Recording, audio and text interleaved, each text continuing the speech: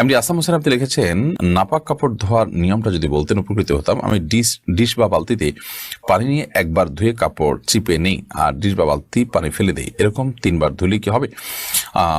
আপনি যখন টেপে ধোবেন তখন টেপের মধ্যে কাপড় ধুয়ে সেটাকে চিপে ফেলবেন এবং আবার ধুয়ে আবার চিপে ফেলবেন, আবার ধুয়ে আবার চিপে ফেলবেন। এভাবে আপনি চিবিয়ে ফেললে সেটা পাক হয়ে যাবে। আর যদি বালতিতে দেন তাহলে বালতিতে, ধোয়া বালতিতে, পরিষ্কার পবিত্র বালতিতে পানি নিয়ে সেখানে আপনি কাপড় চুবিয়ে তুলে এরপর চিপে ফেললেন, এরপর পানি ফেলে আবার সেই পাক বালতিতে আবার আপনি পানি নিলেন।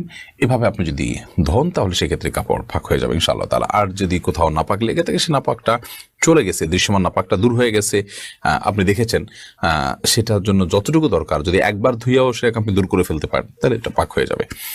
আর যেটা অদৃশ্যমান নাপাক, দেখা যায় না, যেমন পেশাব কাপড় লাগলো কিন্তু কাপড়ের সাথে মিশে এটার কোনো আলামত নাই, একাকার হয়ে গেছে, তাহলে সেক্ষেত্রে এটাকে আপনি বিসমিল্লাহ বলে ধোবেন 3 বার, ধুলে সেটা পাক হয়ে যাবে ইনশাআল্লাহ তাআলা।